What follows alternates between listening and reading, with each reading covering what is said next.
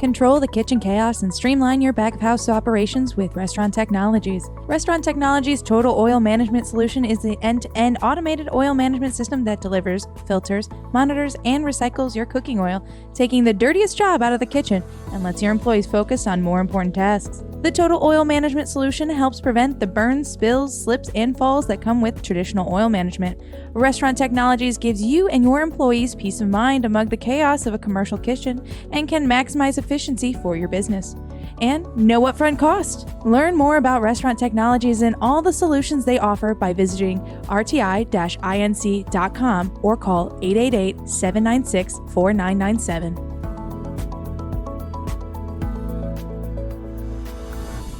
Hello, and welcome to Menu Talk with Pat and Bret. I am your co-host, Bret Thorn, Senior Food and Beverage Editor of Nation's Restaurant News and Restaurant Hospitality. And I am Pat Cobe, Senior Menu Editor at Restaurant Business. Welcome. How you doing, Pat? I'm doing well, considering that it's finally raining in New York, but and it's very gray outside, but we really need the rain. We need the rain, but I don't like this kind of rain. It's kind of bullshit rain. Like, there's not any real precipitation. You just walk around and are damp the entire day. I tried to get my steps in yesterday and I failed because who wants to walk around in the damp? Well, yesterday it was more than damp. It was like pouring.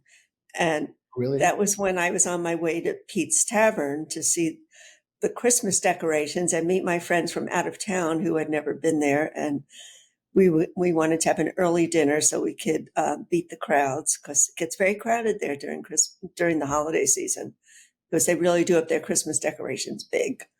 And it was a lot of fun. I mean, the food was pretty decent. I had fish and chips, and my friends had a burger and nachos, and everybody was very happy. That's cool. Yeah, I am not big on Christmas, but I really do think New York is beautiful for Christmas. It's great. And I'm sorry you got all rained on. If it was raining that hard here in the deep south of Brooklyn, I was inside working, and by the time I got outside, I was just getting drizzled on, which I also for. Yeah, it can vary from borough to borough. This was in Manhattan.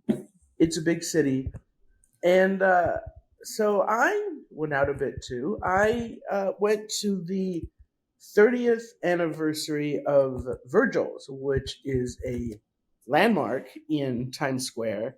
And it's a place I often forget about. And I think locals often forget about it because it is in Times Square and that's where the tourists go.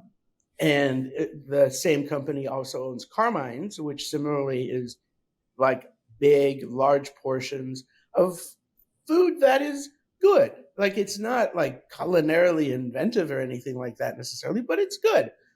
And if you want to meet with a group of 20 friends in Midtown, you can do it at Virgil's or Carmine's. And like, you definitely get in, and they're nice, and the service is quick and efficient, and I recommend it. And we tried some new things. They have a veggie Q taco now.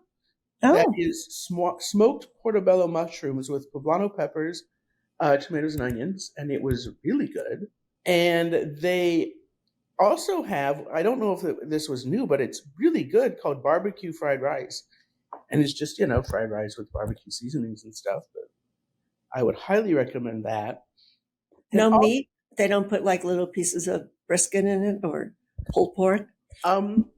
They might have. I was more just dazzled by the flavor of the rice and stuff and the seasonings. And they brought out so much food that you'll forgive me for not remembering everything. You know how they do that at big gatherings. Although this particular event was thrown by the Hall Company, and I love the Hall Company, but in the past, their tendency has been to invite really good people, serve a lot of drinks, and not that much food, which, in the olden times, 20 years ago, when you would go to a restaurant opening, that was fun. And it's still fun. I don't want to go into a large party with enough drinks, but since this is a large portion barbecue place, they buried us in food, including something they called Thor's Hammer that was just this huge, gigantic, I'm too close to the camera to do this, big, like tomahawk style Mm. Wagyu beef hunk. That was good, but I think what really stood out were the Savage Fries, which were a collaboration with Shawnee Dixon, whose restaurant in Staten Island called Shawnee's House or Place. I should really look. Mhm. Was just in the New York Times. There's like 50 great places where we want to be right now. And her Savage Fries were really, really good. So they were fried, Mm. topped with braised oxtail, a 4-cheese mac and cheese blend, and collard greens, which Mm. sounds like, really? Do I want collard greens on my fries? And the answer is yes, you do. They were really good. Well, it has a little health twist I mean, with all the carbs. think anytime you're eating fries with mac and cheese on top, uh, maybe reevaluate whether that's a healthy choice. Except Well, that it makes you happy, and happiness is really important for your health. well, the collard greens add a little bit of nutrition. That's what I Yeah, was. sure, yes, Mhm. yes, and plenty of fiber. And collard greens are super good for you. Mhm. Although they are usually cooked with bacon, which isn't necessarily bad for you. It kind of depends on your own nutritional, whatever it is. Where else have you been eating? So I actually, with the same friends who were in from out of town, we went to the theater and then we went to Mermaid Inn in Times Square. There are a few Mermaid Inns around the city, but this one happened to be in Times Square. And they do an amazing happy hour every single day from 4 to 5:30. So you just have to get there before 5:30. And really good $12 drinks, which is pretty inexpensive for New York.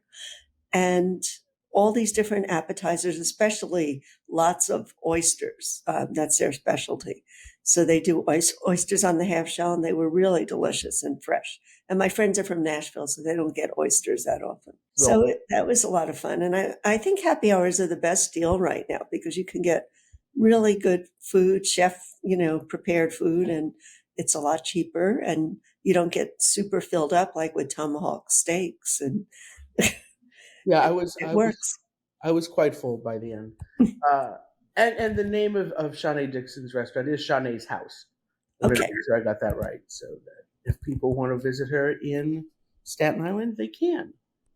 I interviewed a restaurateur couple today, or for this podcast. I interviewed Chris and Megan Curran, who have a restaurant called The Graceful Ordinary in St. Charles, Illinois, which is in the western suburbs of Chicago, where Megan is from.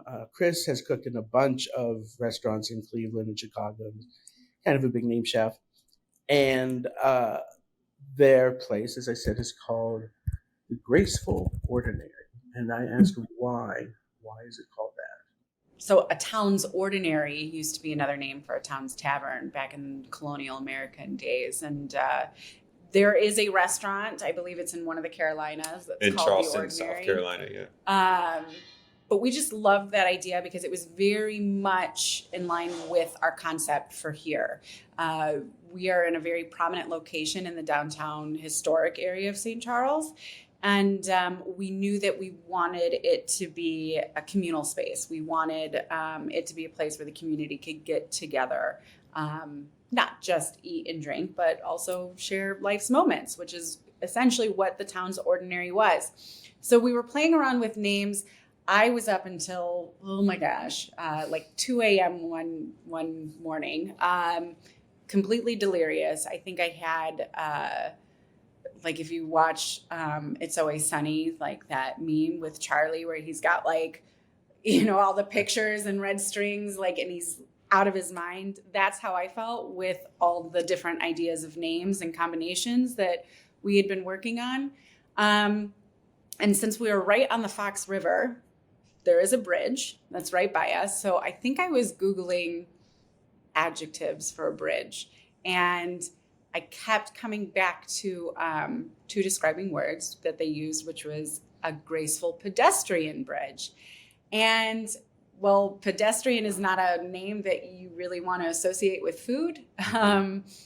It kept drawing me back to that. So then we went back to ordinary and it fit. So the graceful ordinary, it felt like that's what we are. We're a modern interpretation of a town's tavern, but a little bit more graceful. Nice. Yeah, and living in sort of the western suburbs, the restaurant was opened in sort of late 2021, so it's a kind of a mid to post pandemic creation. And it makes sense for restaurants like that to be in the suburbs. I mean, as you know, a lot of people are still working from home or not coming into the Mhm. office that often. And so it provides for a way to create a community for people who will commute to Chicago, but maybe don't want to that much. And obviously, making customers feel loved is a very important part of any restaurant. But if you're going to be in a suburb with a community, you really got to do that. And so I asked them how they make their guests feel loved. I think the trick is even on days where you might not feel up to it, you do genuinely try and care about people. I think that's the heart of hospitality. What we're always trying to, get the team to understand is that when people are walking through our doors, we're their host. It's like they're walking into our home. We're going to take care of them the same way we would any friend or family member that comes into our home when we're not here. And, I think there's always instances where it's easier said than done. Some people don't make it easy all the time either. But I think those are the moments we don't get it 100% all the time, but I think a majority of the time we do. And I think it's just trying to establish those connections. We're always trying to get the team to look for that moment where they can go above and beyond. And that's every front of house position and even back of house position too. We have an open kitchen. So like sometimes some of our line cooks can hear some of the other guests talking about a flavor profile that they really, really love about the dish. And they'll bring something else out for them to snack on or try. And just, well, if you liked it this way, try it this way.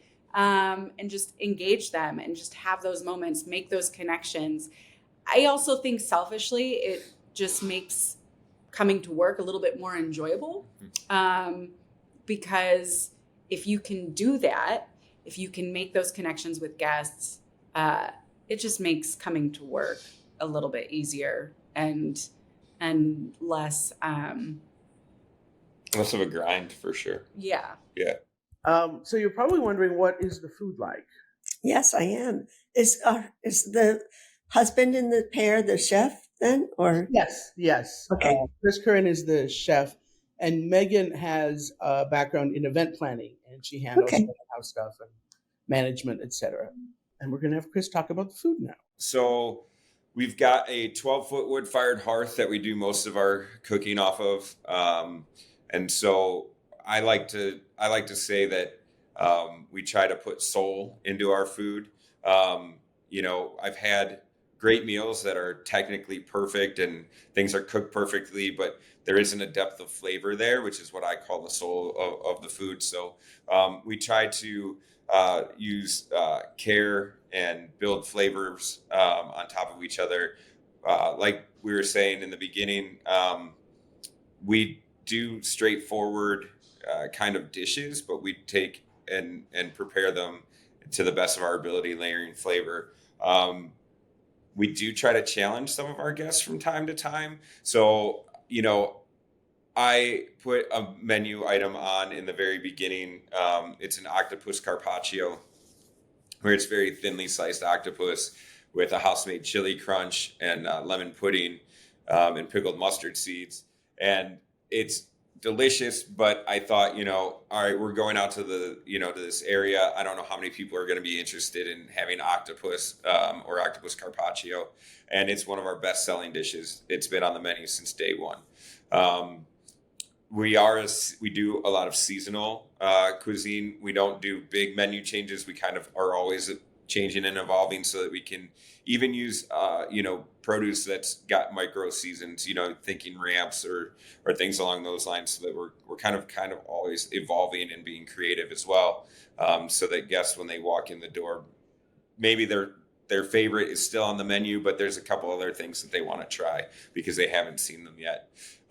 So, right now it's fall in Illinois, and so it's getting colder. And we've got, a beautiful beef cheek dish on the menu that's braised beef cheek, almost, in the pot roast style. We serve it with whipped potatoes and, root vegetables. And then we've got a lamb ragu on the menu. Then we serve with our house-made pappardelle. We do a couple of pastas, and we do them all made in-house. And then we do spend a lot of time over the wood fire. We try to kind of incorporate the wood fire into as many dishes as we possibly can. And so from grilled steaks and pork chops to salmon and scallops kind of seared on our wood-fired plancha, or half-roasted chicken that we do in our wood-fired oven. Kind of staple proteins and things ingredients that people know and understand, but we try to do them in a very refined manner, and taking great care to make sure that we're taking care of those ingredients as best as possible. Sounds like a great menu. Yes, I would eat there.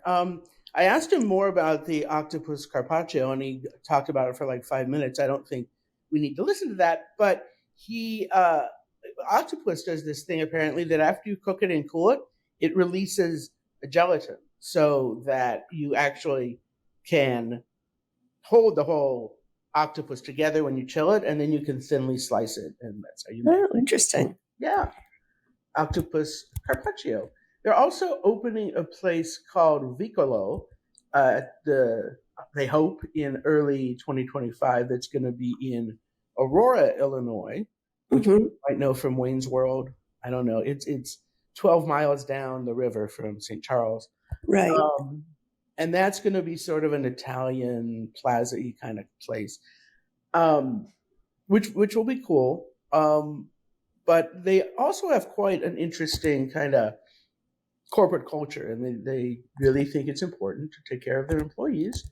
And I would like to have Megan talk about that. Benefits is a huge thing, being able to offer what we can. As we grow, we're hoping to actually contribute towards health insurance. Right now, what we can offer are group plans. For our managers, we do cover 50% of their health insurance. We also offer mental health resources. So we work with a clinical psychologist. She was out in LA. She's now in Boston. She owns a company called WorkWiser. She used to mainly deal with large corporations, but as a industry vet herself, she now is focusing solely on restaurants. And so we've partnered with her. We offer those resources. So being able to bring that on and onboard employees from the beginning with all that into place, that's important to us because it'll help establish our culture that we're looking to create here. And just kind of hopefully just change the industry a little bit, move that needle to, getting people on board with it. Mm-hmm. Well, that's it. She doesn't let him say very much. Well, he talks about his food, and she No, has I know. I'm joking. other stuff. Well, it's interesting that because I lived in Chicago for a while, as you know, and St. Charles is more of a, it's a more upscale kind of suburb than Aurora, which is more middle class, I guess is the right word for it. So it's interesting that they're opening a different kind of restaurant in Aurora than in St. Charles. Yes, it's going to be big in Italian, house-made pasta, all sorts of stuff. Mm-hmm. So do you have big plans coming up? Thanksgiving is next week, so it's going to be a week. Yeah, we want to wish everyone a happy Thanksgiving. It's my favorite holiday, so I'm really looking forward to it. We go to my brother's, but it's nearby, and I make a lot of pies, and I make the stuffing, and we cook together, kind of. So it's a lot of fun. Well, how about you? Sometimes I blow off Thanksgiving altogether, the Thursday itself. I am spending it with friends this year. Most of my family's in Colorado, and I'm not gonna fly across the country for Thanksgiving. I know that millions or tens of millions of Americans do it, but why? I can have dinner with my family, whenever, when it's not such a hassle to travel. I also have a Black Friday tradition that I really like.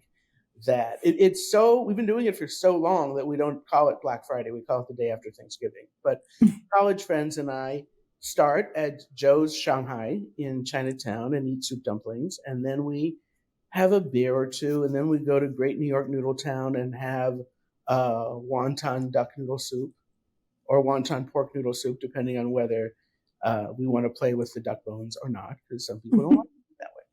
And then we just eat and drink our way through the city until we're done. And when we were in college or recent college graduates, that might last until the small hours of the morning. But now we're usually done by, we have an early dinner and that's enough. Sounds good. I mean, for our next menu talk, we could talk a lot about dumplings because I'm going on a dumpling tour tomorrow. Really? Jackson Heights. Yes. So that'll be wonderful. Yeah. So we can talk all about Chinese food and dumplings next week. Well, audience, stay tuned for that, or tune back in. Don't just sit and wait for the next podcast to drop. I'm sure you guys have other things to do. But thank you so much, everybody, for hanging out with us for a little while we talked about our adventures in food. And have a happy Thanksgiving. Yes. Happy Thanksgiving to one and all.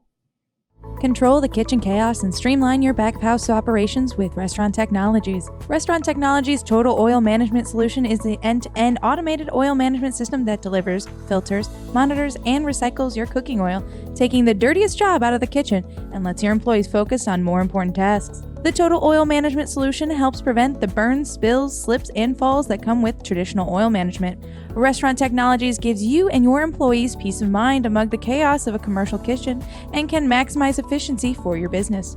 And no upfront cost. Learn more about Restaurant Technologies and all the solutions they offer by visiting rti-inc.com or call 888-796-4997.